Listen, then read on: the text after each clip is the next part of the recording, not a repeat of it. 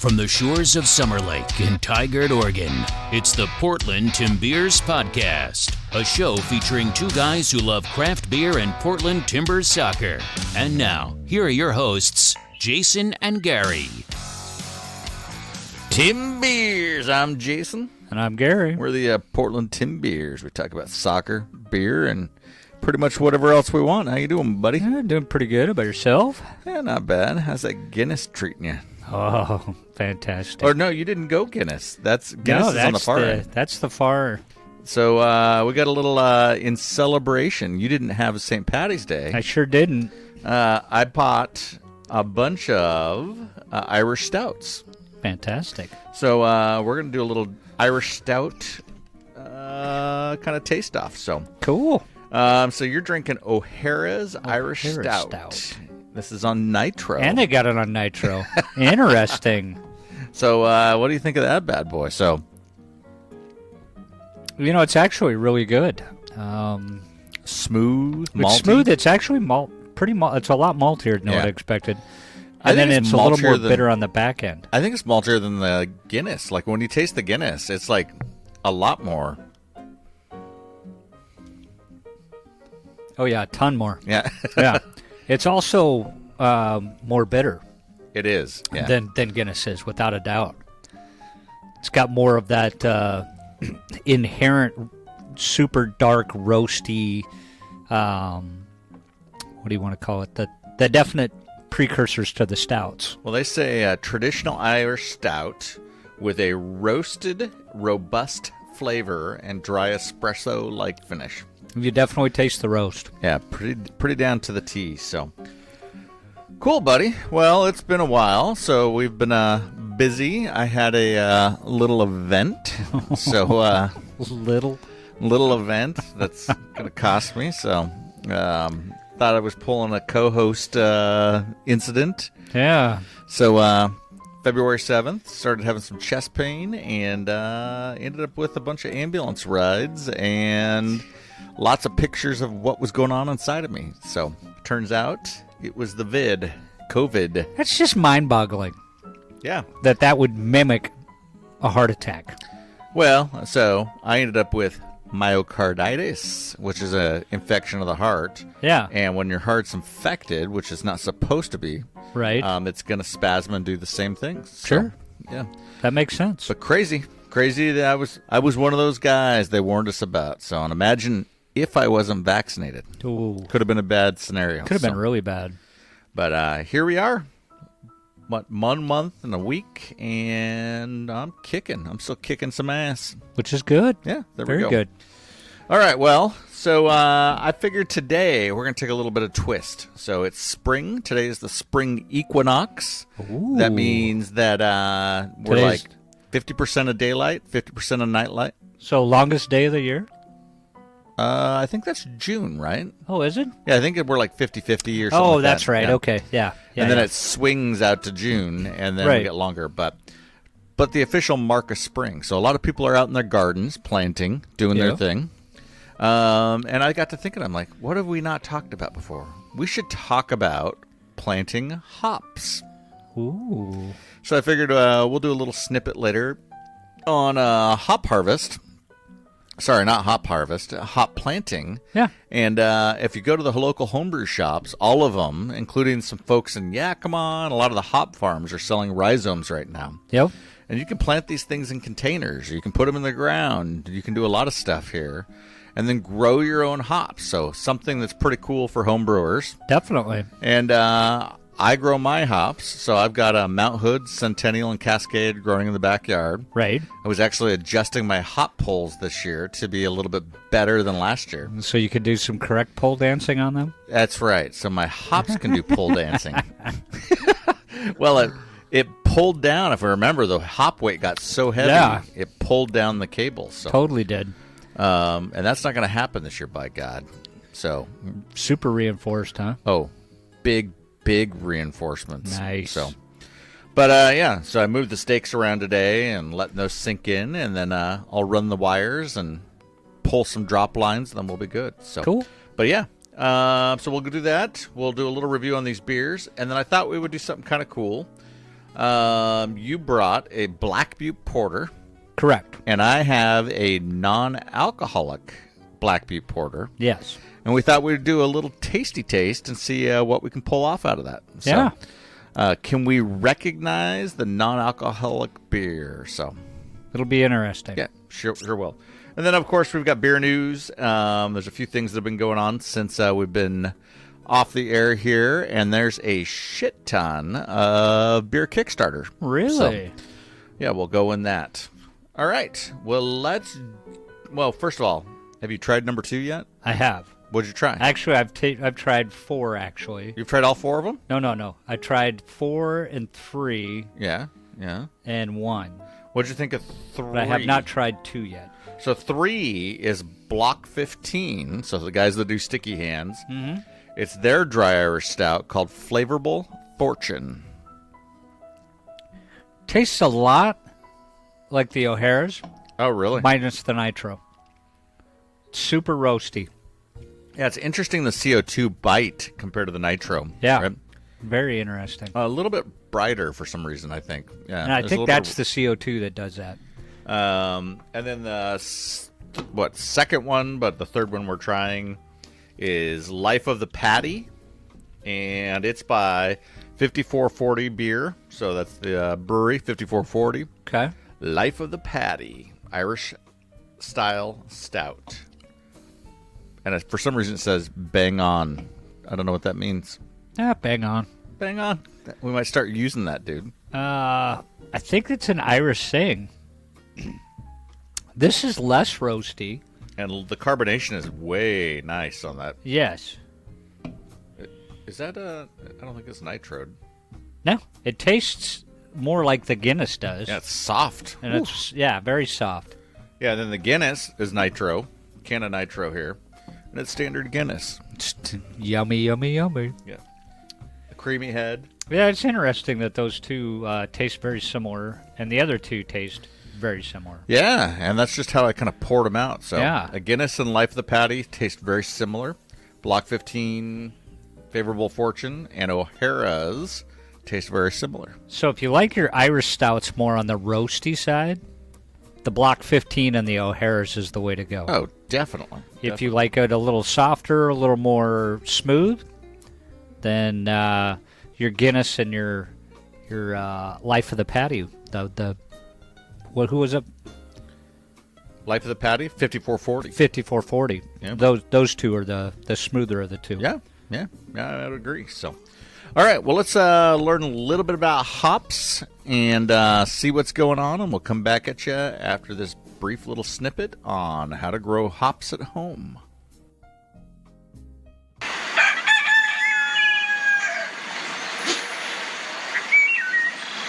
Hops is a plant that's essential to brewing beer, but it's also a beautiful ornamental accent for the garden. I'll show you how to plant them. Hops are native to Europe, Asia, and North America. The plants are hardy in USDA zones 3 to 8. They like deep, sandy loam soil the best, and they like a pH of 6 to 7.5. Full sun is ideal. Hops are planted from rhizomes, like this little root cutting, and this ensures that you have a female cone-bearing plant, which is a clone from a proven performer. If you grow hops from seeds, you'll get some male plants that don't bear cones and make the female cones seedy, which is not good for brewing. Plant your rhizomes in the spring, as soon as the soil can be worked. In my area, that's February or March. They can be planted as late as June in cooler climates. See these little bud eyes? These need to be pointing up. Build a mound about 6 inches tall. Dig a trench in the top of your mound and lay the rhizome on its side in the trench. Cover it with 1 inch of soil and 2 to 3 inches of mulch. The mulch helps keep moisture in the soil. You don't want the hops to dry out, but you also don't want to overwater. Overwatering can rot the roots. Hops typically don't need much fertilizer, but they can benefit from a spring application of a high nitrogen, low phosphorus fertilizer. And most fruit tree foods have an analysis like that. Hops can grow over 20 feet in one season, so they're going to need something to grow on. Hops are not vines, they are vines. Vines climb using tendrils to reach out and grab. but binds climb by wrapping around something clockwise in the northern hemisphere and counterclockwise in the southern hemisphere. A simple and effective trellis is to have a 10-foot pole with several heavy-duty strings attached and stapled down to the base of the rhizome. Rough twine like this hemp twine makes it easy for the binds to climb. When your binds are 1 foot tall, start training them onto your trellis. Wrap the strong shoots clockwise around the twine or trellis and allow 2 binds per string, and then repeat the training 3 times, about 2 weeks apart. The first year, your hops will be putting more energy into their roots and give you about half of a normal crop. The next year, expect 75%, and the third year, a full crop. In winter, usually around January or February, brush the dirt away from your mound and prune the roots. These rootlets are now the hops spread. In order to control them, they need to be pruned back annually. The cuttings can be used to propagate more hops. Cut back the surface roots with a sharp knife or pruner and leave the crown. While I'm waiting for my hops plants to mature, we're going to harvest out here at Sierra Harvest's Food Love Project, where they have a teepee full of hops. Cut off any other shoots you see and snip off any low lateral branching. The hop spines will grow lateral branches, and that's where the cones will be born. Air circulation is important because hops are susceptible to downy mildew. Hops are harvested in August or September. The cones are ready to harvest when they're springy and dry and a little sticky to the touch. You should be able to see the yellow lupulin. An immature cone will feel moist and not have a strong aroma. It will not bounce back into shape if you squeeze it or poke it. You can either do several hand pickings, which is what I'm doing, as the cones become ready. The other way to harvest is to wait until they're all mature and then just cut the twine and the binds from the top and bring them all down to about 1 foot from the ground. If you choose to do several pickings, you will still eventually have to cut down and remove the binds. I suggest composting them, or you can use them to propagate new hops plants. Hops need to be dried or they won't store well and they could mold. You can dry them on a window screen, but a dehydrator is much more efficient. Your dehydrator should be set to about 140 degrees Fahrenheit, and it'll take about 12 hours.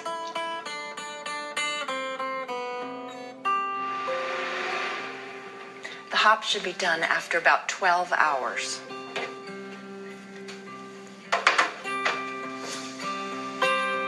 A properly dried hops should be springy, and the upulin should fall out easily. The central stem should be flexible. You can bag your hops and put it in the freezer over the winter. I'm using a shielding seal to bag mine, which is a vacuum sealer. That way it will stay fresh.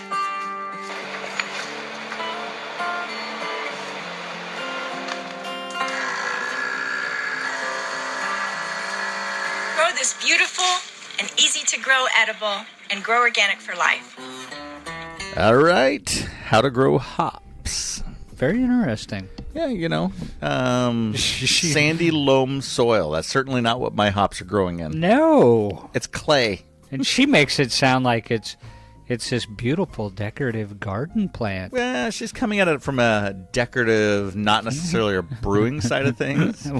But we both know that plant can be very devastating to gardens. Oh, jeez. Yeah. No, I mean, it goes apeshit. I mean, there's one little rhizome spike that I had, little thing, is now a root ball of hell for each of them. And I've got 3 of them. Yeah, I think I'm going to have to divide them. And maybe I'll sell my own rhizomes Maybe next you can sell your rhizomes. Yeah, there you go. Yeah. If you want a Portland Timbeers approved Mount Hood, Cascaded, or Centennial rhizomes, put in your order now for next year. There you go. There you go. Grown with love. Grown with something. Maybe not love. So, all right. So, well, now we're at least 5 more minutes into this beer tasting here. It's not doing too bad. These are pretty decent beers. They're not too heavy. Like, this is like, what did we say Guinness is? Like 5-6%? I think it's only 5. Yeah. Like 5% or 5.4 or something like that. And then when we look at Life of the Paddy, These guys are at a Washougal. Washougal. Washougal, Washington. 4.3%. Wow. Yeah, so, I mean, we're going lightweight today. I wondered why we're not feeling anything. Block 15, they're probably going to be high, I'm guessing. Maybe. Nope, 5%. 5%, Yeah. okay. And then O'Hara's, any guesses? I would say probably in the 5% range as well with that toasty 4.3. 4.3. Yeah. See, here's what I'm starting to notice in this taste test. What do you got? That the Irish stouts tend to be lower ABV. Even though they're a stout, they're low in alcohol. I'm wondering if that's because they still have to go to work after drinking them. Yeah, I don't know. Like, it's weird because From a traditional standpoint. the Europeans always talk about their damn beer kicking the hell out of American beers, right? But these are light. But was that by ABV or was that by taste? Well, traditionally their beers are stronger and all that. They always talk about how weak American beers used to be, but then Yes. American craft beers took off. Yeah, American not even craft close. beers are... You talk about an American stout these days, and most people are anticipating you to be in the 7 to 8 range for a stout. That's borderline barley as far as traditional brewing goes. Yeah. I actually dig this Life of the Paddy, man, with a little bit of the CO2 bite. Yeah, Because very good. the Guinness, I mean, I like the Guinness, but the Guinness is almost watery on the nitro. It's a little bit like there's no crispness to it, which is on purpose. Which is what nitro does to the beer. Yeah. But this Life of the Paddy is not too crisp. Nope. It's kind of a light CO2, and you get the roasty kind of Guinness-type flavor to it. It's pretty good. It starts on the sweet side, and then it finishes it on a nice dry, with no back aftertaste to it at all. I really like that. But if I'm really being honest, the Block 15 is that's badass, man. Especially as it's warming up. Oh, You liking that? I'm You liking that roastiness? yeah, I like the roastiness. Well, you're a coffee guy, though. I am a coffee guy. Yeah, the Block 15. And it pours like motor oil. Oh, it does, but it's, what do we say, 5%? Yeah. It's very dark, super dark. There's no way you're seeing through that. I mean, that's a dark beer. Well, you could see through it if you had X-ray vision like Superman. Now we're talking like we've had 10% beers. Now you're talking like it's starting to hit you. Yeah. All right, man. Well, what else is going on? How's home brewing going? So, You know, I'm really disappointed in myself. oh Jesus. Yeah. I was going to brew the white stout the last time we talked on air, and I have not gotten to it. Really? Yeah, I got sick. Have Traveled. We knew that. Yeah, traveled and then got sick after travel, and it is just made it so I don't want to do anything. Which is kind of sad. So I'm right there with Timmy. Timmy, I'm pretty sure, hasn't brewed anything either. No, he's not brewing anything. You You know where Timmy's at? He's in Mexico. Yeah, he's in Cabo. Yeah, he's following what you did. Yeah, I don't know about that, but he's see, look. That guy's always traveling, dude. Look, first of all, we got in trouble for talking about his significant other. Tim was not happy about that. Okay. But Tim lives a very charmed life. Very charmed. Yes. Because of his significant other. Right. I'm just going to throw that out there. He does. And so, Tim, we abused him quite a bit, but it's because we're jealous of Tim because of his privileged life that he has. Well, there's that. He doesn't have to work. No. Yet he still says he's a teacher. Yeah, he's not. No. No. He's too far gone out I don't of think that. he's taught in like 2 years, dude. I know. It's probably more like 3. Maybe. Yeah. But, I mean, he's staying home with his son, right? So, I mean, there's something to be that. Oh, there's a lot to that. Absolutely. Irregardless, he's living that up. he's living a life. He's and so living there's the no Viva reason for Loca. him not to brew because he's roasting coffee now. Exactly. Right? So, but yeah. So now he's in Cabo. He's enjoying himself, and it's fun to listen to him. Hey, I saw such and such's boat, and there's a huge yacht in the bay, and there's this and that. And I'm like, yeah, I was there the last week. So, But yeah, Cabo's beautiful. I brought some Cabo beers home. Oh, interesting. So we'll try those in a future episode. Yeah. They've got, well, we'll save it. So there's presidential figures on the bottles of the beer. So, sounds fun. yeah, it's going to be fun. So it'll be good times. And what else? I tried to hook up a interview with Baja Brewing. That didn't necessarily work out. Yeah. Actually never made it to Baja Brewing. Wow. Ended up at a private tequila tasting instead, with about $300 in tequila. Yikes. Coming home. But But it's yeah. smooth tequila, correct? It does not, I will be surprised. I bet I could serve it to you and say it's bourbon, and you'd be like, oh, okay, yeah, it's bourbon. Till the after effects. No, well, no, maybe. If you start punching holes in my sheetrock. Then you'll know. True story. On that note, so I have the same damn blessed tequila mash sitting behind me. We learned that it's supposed to be fermenting at 90 degrees. 90 degrees. So kids, most yeast likes about 7 degrees. Yeah, and I'm pretty sure it's not 90 degrees up here. And so I bought a seed mat. Yeah. And I wrapped a seed mat around it, and I am holding it at 85 degrees. I'm still not happy. And it's at 1.03 today. Getting close. We started at 7, yeah, so getting close, but Yeah. the problem is I've been at 1.03 for like a week. That's not a good sign. No. But part of that is, while I was in Cabo, I didn't want to leave the seed mat on. Yeah. So I killed the seed mat. And it got cold while you guys were in Cabo. Yeah, it was cold. Yeah. But then, like, the yeast all goes to sleep, and then when I kick the seed mat back on, basically it's got to wake back up and do Right. its thing. So yeah, it's doing its thing, but I may not have. May not have tequila for Cinco de Mayo. Well, I think I'm gonna run it. So I'm in Sun River this week. Yep. I'm gonna run it when I get back, and then, but it's not gonna sit on the oak long enough. And so, so I started a new batch. So this agave, blue agave that I got, was from like the Cash and Carry. It's Okay. a big 1 gallon jug Yeah. with raw sugar that I mixed in. And so this is good. And this is the same tequila recipe that I made in the past. I went to Trader Joe's, and they sell blue agave syrup in like little teeny squeeze bottles. Yeah. For like $2.99. I'm like, oh, well, shit. So I took 3 or 4 of those, put them into a 3-gallon Tillamook ice cream bucket Okay. with some raw sugar, and it brought it up to 1.070. Okay. And so then I cast the tequila yeast into it, and so I've got another batch of tequila going downstairs, but it's not got no seed blanket on it, so it's sitting at 65 degrees. So it's not sitting at the temperature it Yeah, needs. I need to not do this, and I need to wait until the summertime to make tequila, but I'm impatient. Or we need to get you a way to heat that. What I need to do is turn my house up to 90 degrees. No. No. We just need to get you a better way to temperature control your fermenters.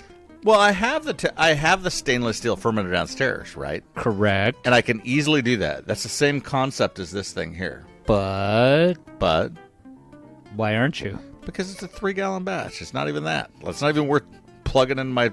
And you know what? At the end of the day, I should, but I didn't. You should. Yeah, I didn't. No. So what you're saying is we need to figure out how to get you a smaller fermenter. No. Like a 3-gallon No, fermenter. point taken. I should use the equipment that I've got. I got it. But that being said, I didn't, and I got 2 buckets of. Now you got 2 incomplete buckets wash. of nothing. Yeah. So, well, it's gonna happen. Like, See, this what son of I a would gun- be interested in to see you doing is dumping these 2 together in your 5-gallon fermenter, cranking it to 90 and see what it does. Yeah, could do that. Yeah. Maybe. Yeah. Sounds like a lot of work, and I leave tomorrow. So It it's is a probably lot not- of work. Likely, probably not going to happen. So Probably what's going to happen is I'm going to go to Sun River next week, and These are still I'm going going to to be get back, dormant. and that's still going to be at 1.030. Yeah, they'll be dormant. Yeah, the other one definitely is going to be dormant because there's no heat on it. But see, then that's the beauty of it. You could come back, combine them, crank it up to 90, let them go. I agree. That may happen. So, or I may just run them right now. Shit. 5% alcohol or whatever it's got inside of it. My yield's going to be low. Like really low. Yeah, well. All right. Well, let's jump over to your favorite subject, my favorite subject, beer news. Yes. We interrupt our program to bring you a special broadcast. Beer news. Lots of it. You think so? No, probably not. Well, so I'm digging through here going, all right, so what's happened in the last several weeks? Because there's a lot of stuff that's happened, right? There is Russia a lot of stuff invaded that happened. Ukraine. Yep. Yeah. So And we're going to see a decrease in grains available. people are dumping vodka and anything Russian like crazy, as they should. So, grain prices are going to go through the roof. Gas prices are through the roof, so distribution's going to be increased. Food prices are going to go crazy. Food prices, it's just been a gong show going on. So, but when I'm digging in here, one of the things that will go rewind for the last 4 to 6 weeks each, Alan Sprint's retiring, man. Yes. So done and gone. Huge news there. Shutting it down. Sounds like his son's not taking on the brewery. Or he just wants to make sure the name doesn't live on without his creative touch with it. Well, he seemed like he was okay with his son doing it. We thought right? that, but something obviously happened in there. Yeah, totally. So, to me, that's the biggest beer news that's coming on. Is That's that huge. He's bailing. And he's like, look, all right, this thing's done. So, Bridge to Brews. So this is a road running race. Happens April 10th. There's an 8K and a 10K. And there's some beer drinking that goes along with the 5K or the 8K and the 10K race. I just don't understand that. Why? I just don't see how you could run, dehydrate your body, and then pump it full of beer. I know, but you know what? People are doing it. People do it all the time. Doing it. So, what else we got? So, McMenamins hosted a whole slurry of events on St. Patrick's Day. So, they're known for doing a big St. Patrick's Day celebration. Yeah. And so, it seems like McMenamins is shifting over to be a music-focused, beer-focused, but also music-focused. Ooh. And so, they're building a new outdoor amphitheater at the Forest Grove location. Okay. And then Kalama obviously got their amphitheater. Yep. So they're really doing this concert thing. But I think they want to do this Experience McMenamins thing. And so St. Patrick's Day, for the first time since COVID hit us, is back on. And so they did a pretty awesome job of putting on St. Patrick's Day inspired events. So Cool. pretty good stuff. What else do we got? So in Oregon beer news, Andrew Miner over at the Oregonian often does a pretty good job of kind of highlighting what's going on in the Oregon brew scene. And so what he really did in the Oregonian recently was point out that Pano Brewing is going to open their first tap room in the former home of Laurelwood Brewing. Oh, really? So there's a nice article about that piece, but Laurelwood's tap room or brewery shut down a while ago, and Pano's going to pop it open. So now you can get that Pano Pineapple Kolsch. Which was amazing. Which is amazing, which I've seen in cans now. Really good beer.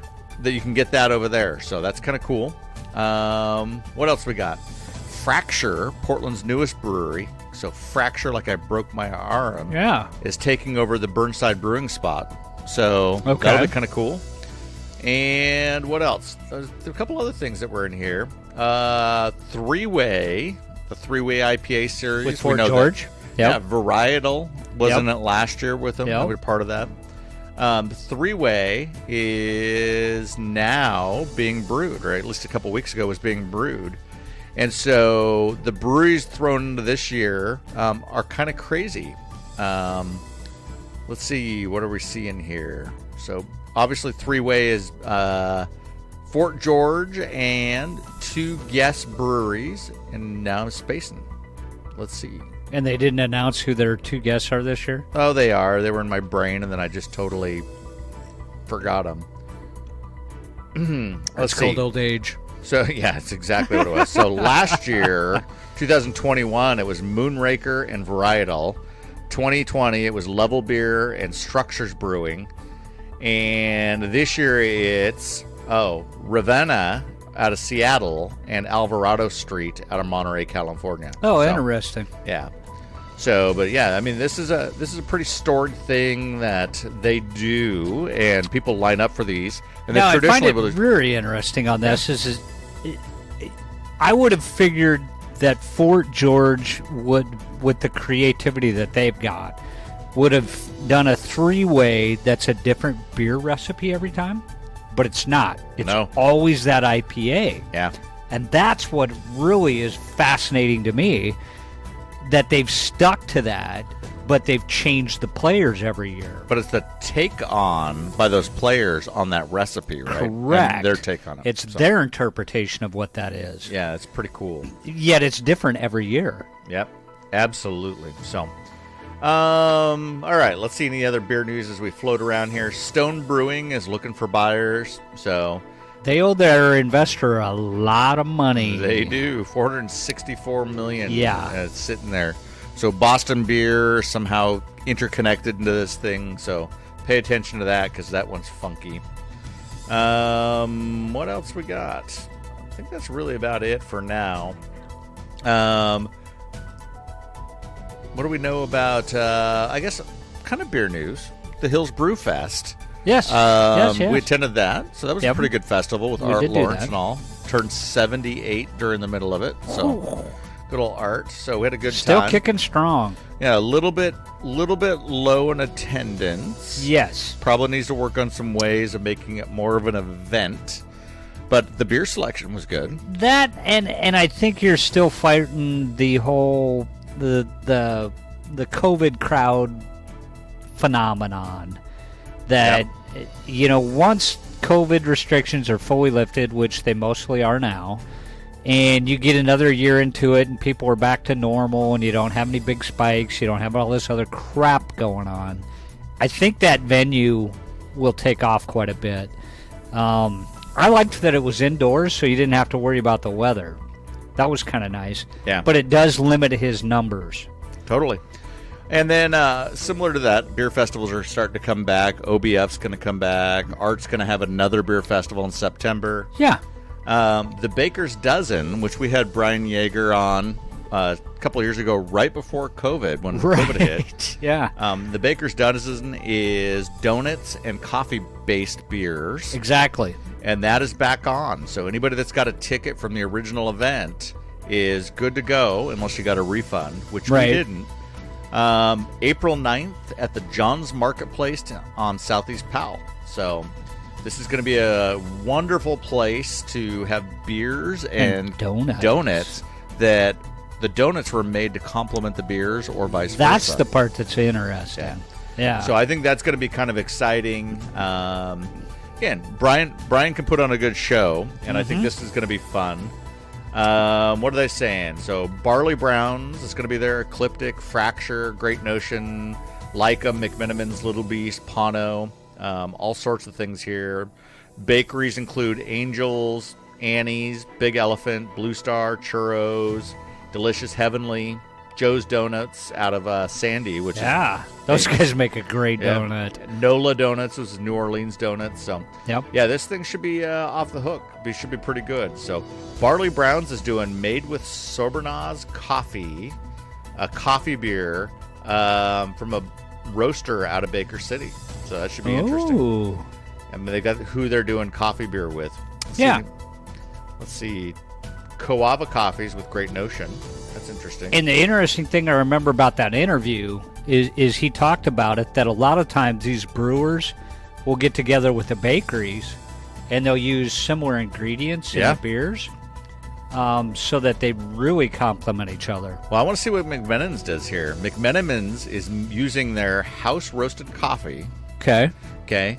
That's aged in house-distilled hogshead whiskey. Ooh. So it's a whiskey-based coffee That's interesting. Now we're starting to really delve into some really interesting aspects of this whole I would call it contamination. Yep. People would say, no, it's something else. No, it's cross-contamination, people. Totally. You're putting coffee in a whiskey barrel. That's a contamination. Yeah.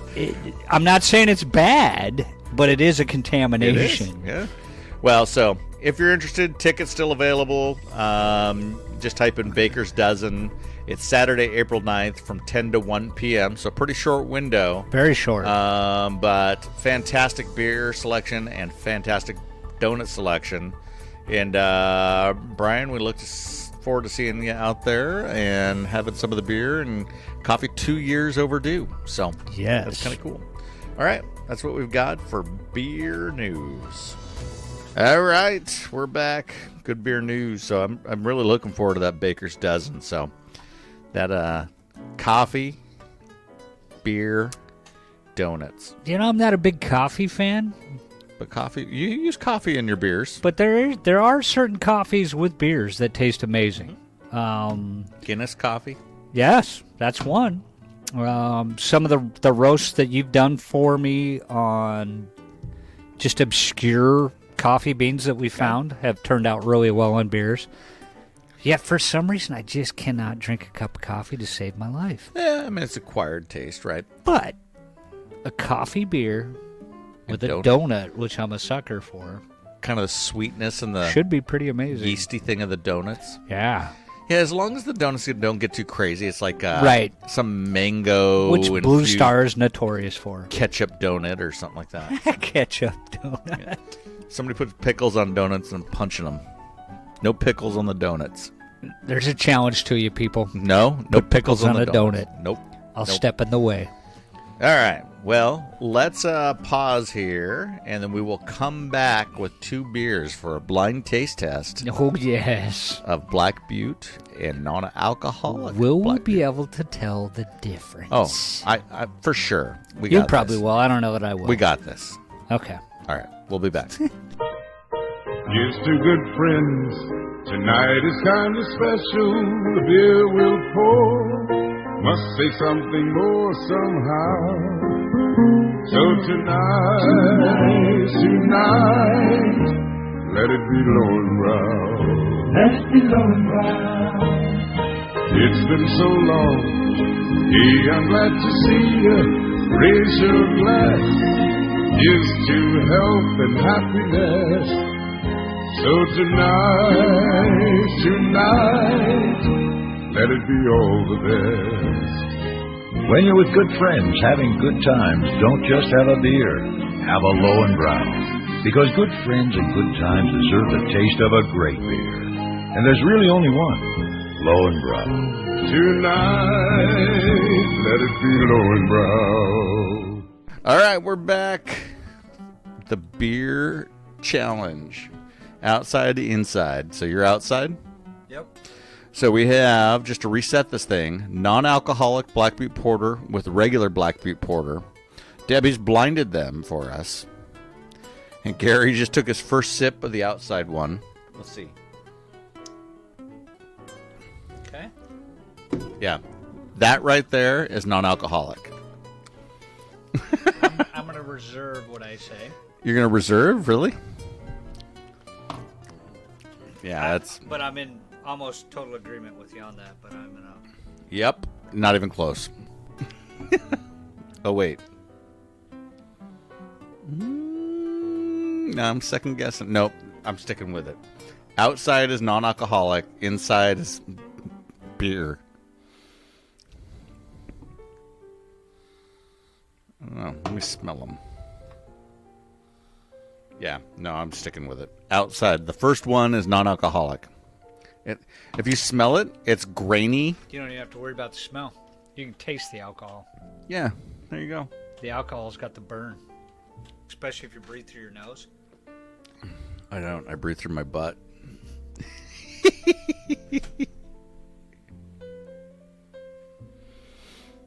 All right, we need Debbie. Yeah, I'm pretty sure that's... You got that? Yep. Yeah. So outside's non-alcoholic and the inside is alcoholic. Yeah, it's like the original one's missing something on the outside. It's the bitterness on the back end. You think so? Yep. Yeah, one tastes very grainy and the other's just like not. That's exactly what it is. It's the bitterness.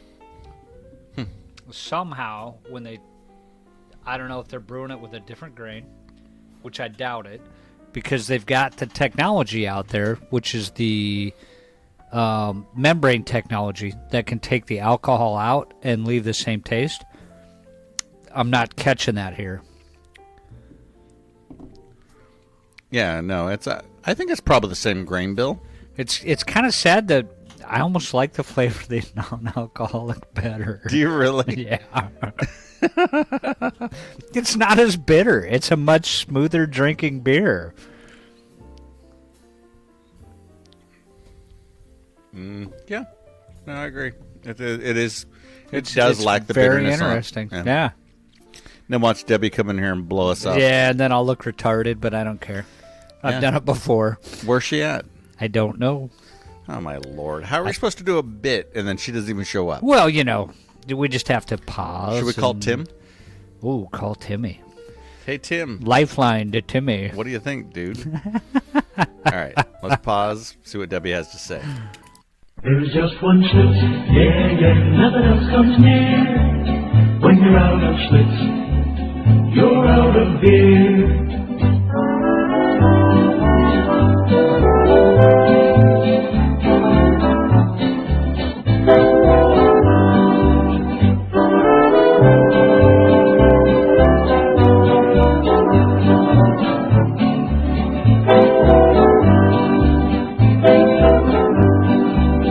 If you like it light with a big taste too, there's only one brew that will do. When you're out of Schlitz, you're out of beer.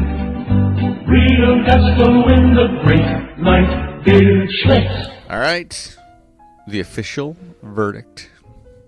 Outside, the first one we tried, Non-alcoholic. as we stated. And the second one, the more bitter, has the booze. That's interesting. Yeah. I mean, they're interesting beers, right?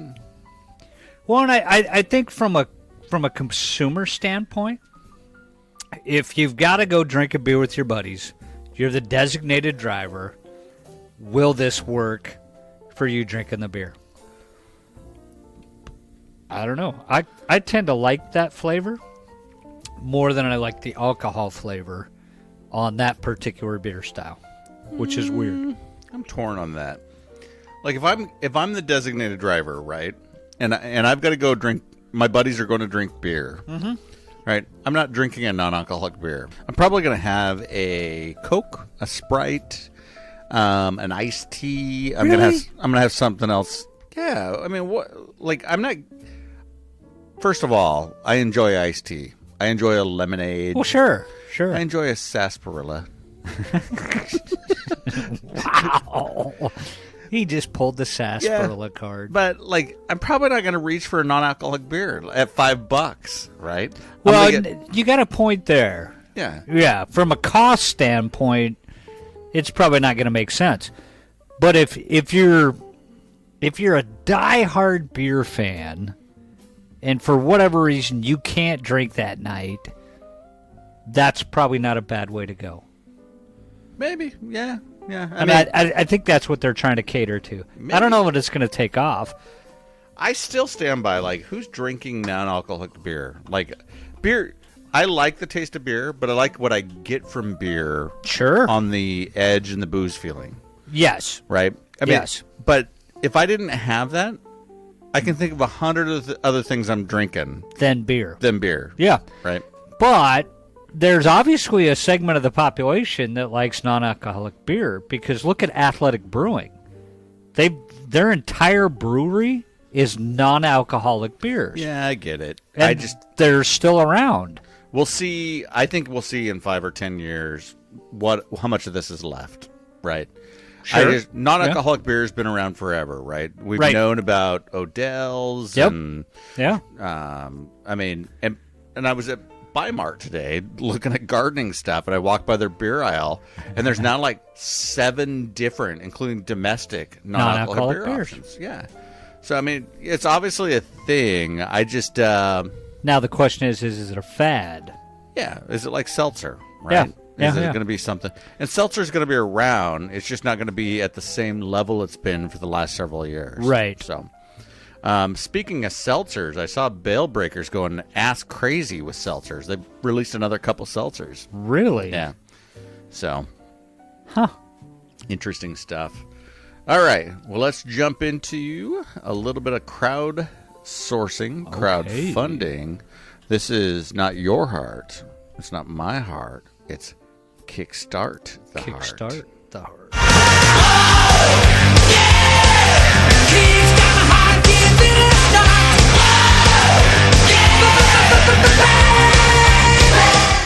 All right, Kickstart My Heart. So, listeners will probably remember the last several episodes. We've had a hard time. Oh, it's been light.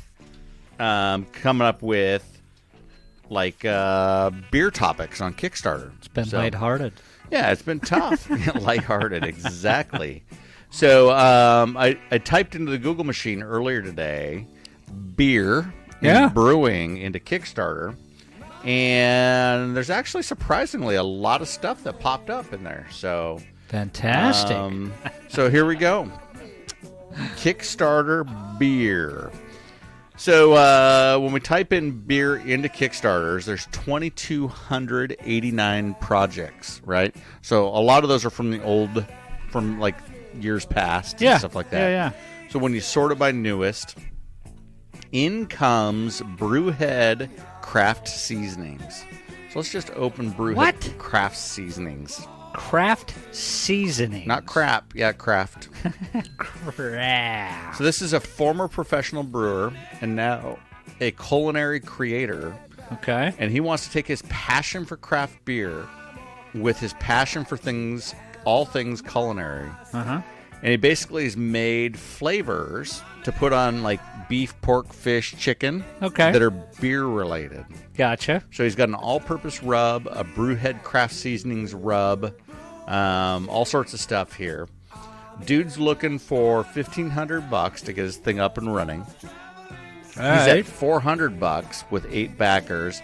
He's got 18 days to go.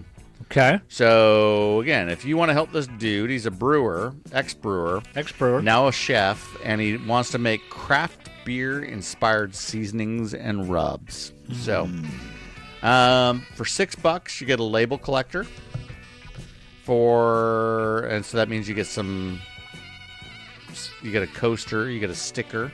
Okay. $15, you get an ice cold one. So you get a beer coaster, a sticker, and a bottle of the seasoning.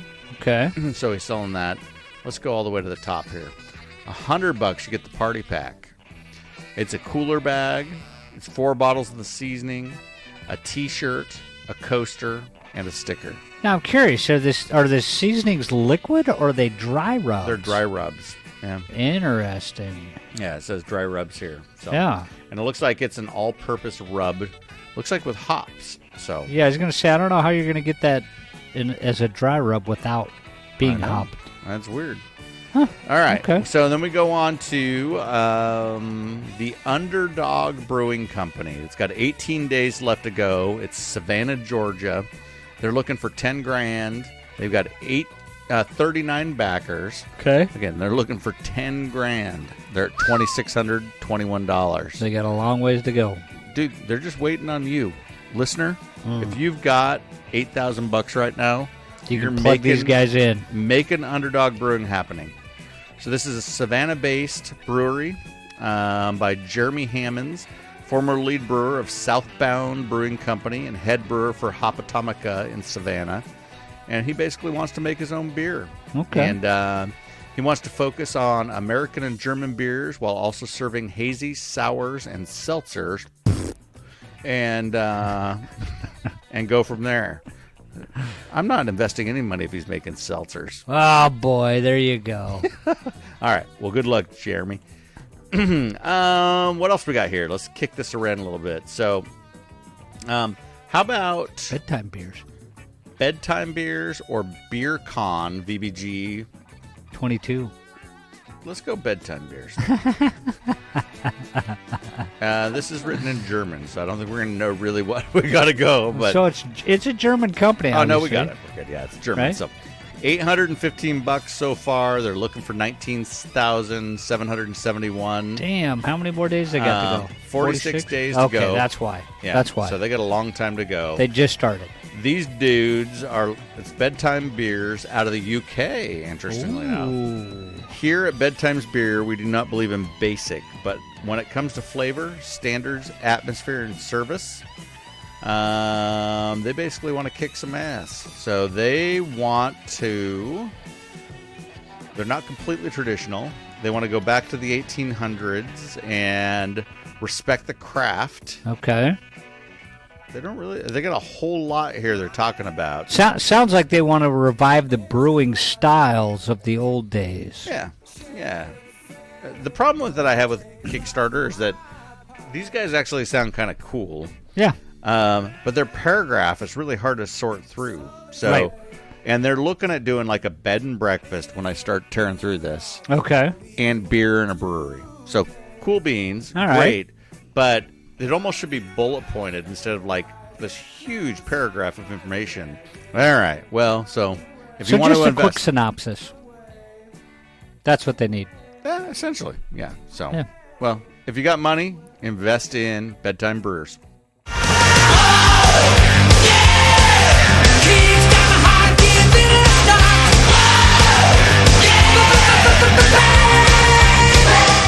All right, we're back. There's your Kickstarters. Kickstarters. Essentially an English beer company. What else did we have? Something else. Too many Irish beers. So, all right. Well, we'll have it in the show notes there if you want to support any of those. Essentially, you've got some rubs. Yep. Yeah. So if you want to rub yourself with some beer flavored rubs, you can do it. You can do it. You can definitely do it. And then you can go to England and stay in a bed and breakfast with beer. I wonder if you could go to the bed and breakfast, drink the beer, and rub yourself. You could, but you got to take the rub with you. Yeah. Well, so you can do all of that on Kickstarter if you just had a little bit of money. All of it. All of it. Yep. So, all right. Well, let's recap this bad boy. So, we had a Guinness on Nitro, a 5440 Life of the Paddy. Yep. A little bit of beer left in that Great can. beer. Block 15, Favorable Fortune, Dry Irish Stout. O'Hara's Irish Stout Nitro. And then we did a blind taste testing of Black Butte Porter and Non-Alcoholic Black Butte Porter, of which we nailed. Nice job, buddy. We nailed it. Yep, we killed that one. Yep. So, and then we did a little bit of discussion on how to grow your own hops. Yes. Yep. Talked a little bit about brewing and what we've been doing. Or lack of. Or lack of, right? So, or not controlling your fermentation temperatures. Yeah, there's that. Yeah. And I think that's all we got. So I think on the next episode, we may have a little bit on a brewer that's coming up. But I also thought in the future we could reach out to some potential or some homebrew clubs in the area. And I think that would be a good focus outside of the brewing stuff and the legacy stuff we plan on doing. Yeah. But reach out to some of the homebrew clubs around us and figure out what they've got going on. So, that'd be fantastic. I know Aloha's got a homebrew club. Okay. And then Portland's got a 7 or 8 that are listed on the AHA site. Okay. So we should reach out, get people on, maybe even show up to some of their events. See what they're up and to. do some interviews. Yeah. So look for that on a future episode. As always, rate, provide comments, do all that type of stuff. We're on YouTube now, so certainly at this point you can catch us on an audio clip on YouTube. Yes. So search us out and give us a rating. So, but thank you for listening, and we'll be back at you soon. Timbeers. Timbeers.